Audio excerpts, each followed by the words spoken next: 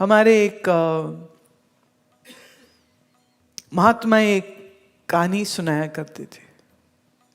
मैं बता नहीं सकती हूँ कि इस कथा से मेरे जीवन में विरह और वैराग्य कैसे आया। ये उसका एक कच्चा चिट्ठा है जब तुम्हारे सामने खुलती। उम्र रही होगी 13-14 की। और ये महात्मा से मैं सुन रही हूँ। और महात्मा कहते देखो, जब आप गुरु के पास जाते हो तो आप कैसा फल खरीदते हो?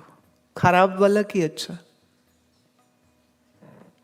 सस्ता कि महंगा? माने आपके पास पैसे हैं तो आप लेने जाएंगे, तो गुरु से अगर प्रेम है तो कैसा फल लेंगे? गले हुए सड़े हुए केले उठाओगे क्या अच्छा वाला फल उठाओगे? अब अगर आप अच्छा वाला फल गुरु को देना चाहते हो, आप गुरुद्वारे जा रहे हो, आप मंदिर जा रहे हो, आप वहां के लिए कुछ भोग प्रसाद लेना चाहते हो, तो खराब बिगड़ा हुआ लोगे कि आप अच्छा वाला लोगे? क्योंकि वो प्रसाद तो वापस तुम्ही को मिलना है। तो आप खराब क्यों चढ़ाओगे? क्योंकि खाओगे तो तुम ही उसको। वो मंदिर में श्री विग्रह थोड़ी खाएगा, ये तो भावना है। तुम रखोगे, उठा लोगे, मिलेगा तो तुम्ही को, खाओगे तो तुम्ही प्रसाद रूप से। बोले कैसा फल? कच्चा चढ़ाओगे? नहीं। गला हुआ चढ़ाओगे? नहीं। कैसा चढ़ाओगे? जो अच्छा हो, जो पका हुआ हो, जो देखने में अच्छा हो, जो सुंदर हो। आप ऐसा फल जो है वो आप अपने मंदिर या गुरु के सन्मुख लेकर के जाओगे।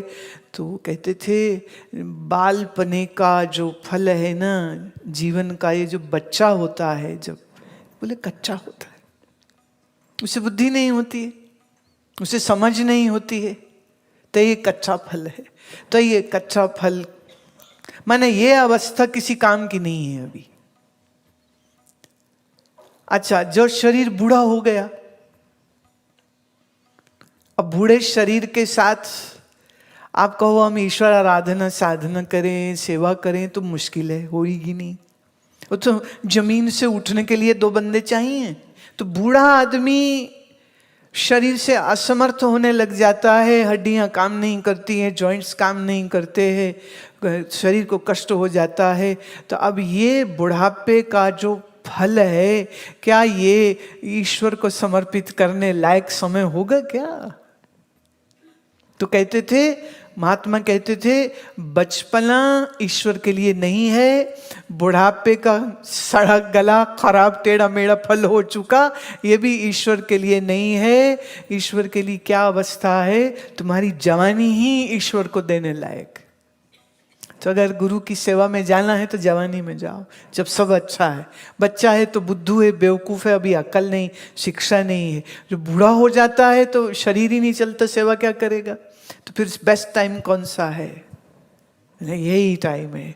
और अपने शरीर का भी उम्र वही थी, 13-14 साल। तो लगता था बस यही है समय जो ईश्वर को अब दे देना है, अब ईश्वर के लिए ही जीना है, साधना ही करनी है, संत संग ही करना, और कुछ करना ही नहीं। क्योंकि भगवान को हम गला सड़ा फल नहीं दे सकते, भगवान को हम कच्चा फल नहीं दे सकते, हम रसदार और अच्छा फल दे सकते हैं।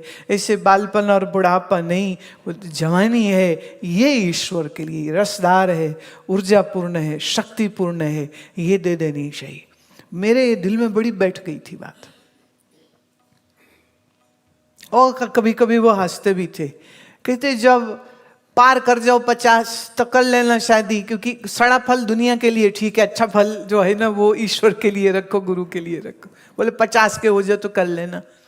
मैंने वो व्यंग करते थे, मजाक करते थे।